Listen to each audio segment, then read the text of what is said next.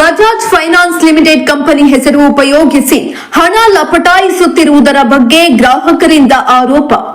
Bajaj finance company ಹೆಸರಿನಲ್ಲಿ ಜನರಿಗೆ ಸಾಲ ಕೊಡುತ್ತೇವೆ ಎಂದು ಅಷ್ಟೇ ಅಲ್ಲದೆ ಇಎಂಐ ಮೂಲಕವೂ ಜನರಿಗೆ ಸಾಲ ಕೊಟ್ಟು ಸೇವೆ ನೀಡುತ್ತೇವೆ ಎಂದು ಆದಿತ್ಯ ಎಂಬ ಬಡ ಕೂಲಿ ಕೆಲಸಗಾರನಿಗೆ 27,000 ಸಾಲ ಕೇಳುತ್ತಾರೆ.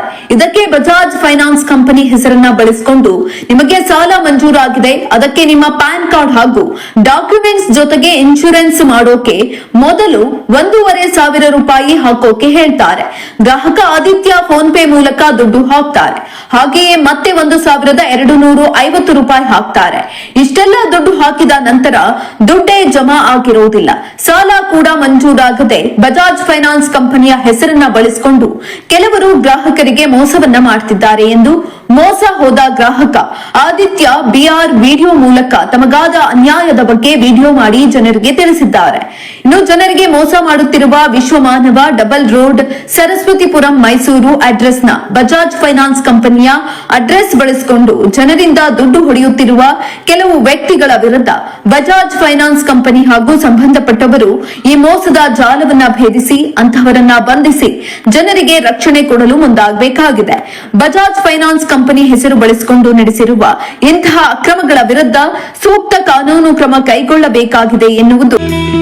ಟಿವಿ ಕನ್ನಡ ನ್ಯೂಸ್ಗೆ ಲೈಕ್ ಮಾಡಿ, ಶೇರ್ ಮಾಡಿ ಹಾಗೂ ಮತ್ತಷ್ಟು ಸುದ್ದಿಗಳಿಗಾಗಿ ಫಾಲೋ ಮಾಡಿ.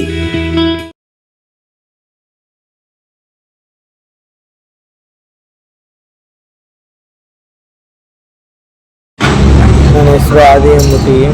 ಬಜಾಜ್ ಫೈನಾನ್ಸಿಂದ ಒಂದು ಲೋನ್ ಅಪ್ಲೈ ಮಾಡಿದೆ. ಬೆಳಿಗ್ಗೆ ಒಂದು 9:45 ಒಂದು ಫೋನ್ ಬರ್ತಿದೆ. ನಿಮ್ಮದು ಲೋನ್ ಅಪ್ರೂವರ್ ಆಗಿದೆ, ನಿಮ್ಮದು ಪಾನ್ ಕಾರ್ಡ್ ಕಳಿಸಿ, ಆಧಾರ್ ಕಾರ್ಡ್ ಕಳಿಸಿ ಅಂದ್ಬಿಟ್ಟೆಲ್ಲ ಕಳಿಸ್ಕೊಂಡು 1,250 ರೂಪಾಯಿ ಚಾರ್ಜಸ್ ಆಗುತ್ತೆ ಅಂದ್ಬಿಟ್ಟು ಕಳಿಸ್ಬೇಕಾರೆ. ಅದಾದಮೇಲೆ ಮತ್ತೆ ಇನ್ನೊಂದ್ಸಲಿ ಫೋನ್ ಮಾಡಿಬಿಟ್ಟು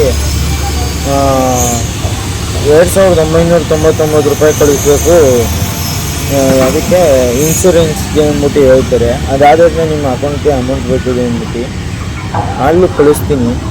ಇಲ್ಲಿವರೆಗೂ ಫೋನ್ ಮಾಡ್ತಾನೆ ಇದ್ದೀನಿ. ಬಜಾಜ್ ಫೈನಾನ್ಸಿಂದ ಆಗಿರೋದು ಇದು ನನಗೆ ತೊಂದರೆ. ಮನೇಲಿ ಹೋಗಿ ದುಡ್ಡು ಎತ್ಕೊಂಡು ಬಂದು ನಾನು ಅಕೌಂಟ್ ಹಾಕ್ಸ್ಕೊಂಡು ಟ್ರಾನ್ಸಾಕ್ಷನ್ ಮಾಡಿದ್ದೀನಿ ಅವ್ರ ಅಕೌಂಟ್ಗೆ. ಪ್ರತಿಯೊಂದು ಪ್ರೂಫ್ ಐತೆ ನನ್ನ ಹತ್ರ. ಆದರೆ ನನಗಾಗಿದ್ದ ಅನ್ಯಾಯ ಇನ್ನೊಬ್ರಿಗೆ ಆಗೋದು ಅಂದ್ಬಿಟ್ಟು ವಿಡಿಯೋ ಮಾಡಿದ್ದೀನಿ ಅಷ್ಟೇ.